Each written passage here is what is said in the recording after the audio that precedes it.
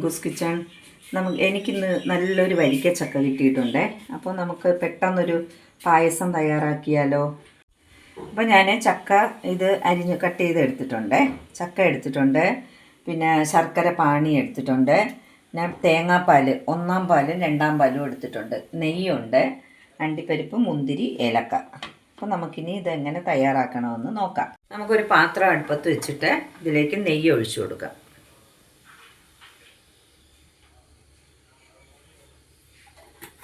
ഇതിൽ നമ്മൾ എടുത്തു വച്ചിരിക്കുന്ന അണ്ടിപ്പരിപ്പും മുന്തിരി അതൊന്ന് മൂപ്പിച്ചെടുക്കാം.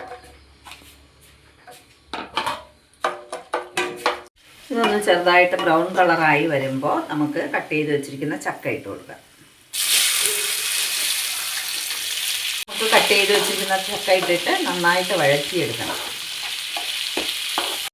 ഇളക്കിയിട്ട് നമുക്കിനി ഒരു 2 മിനിറ്റ് അടച്ച് വെച്ച് വേവിക്കാം.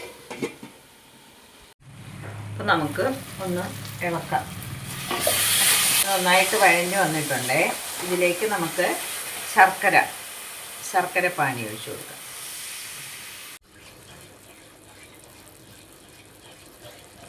കുറേശ്ശെ നമുക്ക് ഈ ശർക്കര പാനി അത്രയും ഒഴിക്കാം.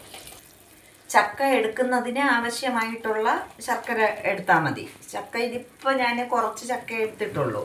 ഇപ്പോൾ ഒരു 1/2 കിലോ അടുപ്പിച്ചുള്ള ശർക്കരയാണ് പാനി കാച്ചി എടുത്തിട്ടുള്ളത്.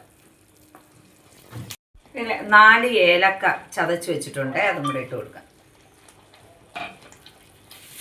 ഇനി നമുക്ക് ഞാൻ കുറച്ച് ചവ്വരി വേവിച്ച് വെച്ചിട്ടുണ്ട്. ഞാൻ ആദ്യം പറയാൻ വിട്ടുപോയി. കുറച്ച് ചവ്വരി വേവിച്ചത് ഇതിലേക്ക് ആഡ് ചെയ്യാം. ഇതിലേക്ക് നമ്മൾ എടുത്തു വെച്ചിരിക്കുന്ന 2-ാം പാൽ, ഞാൻ 1 തേങ്ങയുടെ പാലാണ് എടുത്തിട്ടുള്ളത്. ഇത് 2-ാം പാലാണ്. അത് നമുക്ക് ഇതിലേക്ക് ഒഴിച്ചു കൊടുക്കാം. 2-ാം പാൽ ഒഴിച്ച് കുറച്ച് നേരം ഒന്ന് മിക്സ് ചെയ്യണം. ഇത് നന്നായിട്ടൊന്ന് തിളച്ച് വരുമ്പോൾ നമുക്ക് നമ്മുടെ എടുത്തു വെച്ചിരിക്കുന്ന 1-ാം പാൽ ഇതിലോട്ട് ഒഴിച്ചു കൊടുക്കാം. നന്നായിട്ട് മിക്സ് ചെയ്യണം.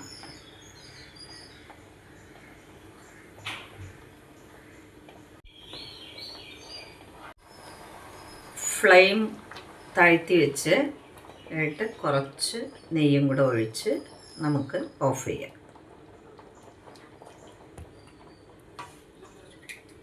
ഫ്ലെയിം ഓഫ് ചെയ്യാം. ഇങ്ങനെ ഒരു അടിപൊളി ചക്ക പായസം ഇവിടെ തയ്യാറാക്കിയിട്ടുണ്ട്. എല്ലാവരും ട്രൈ ചെയ്ത് നോക്കണം. വീഡിയോ ഇഷ്ടപ്പെട്ടിട്ടുണ്ടെങ്കിൽ ലൈക്ക് ചെയ്യണം, ഷെയർ ചെയ്യണം, സബ്സ്ക്രൈബ് ചെയ്യണം. Okay, thank you.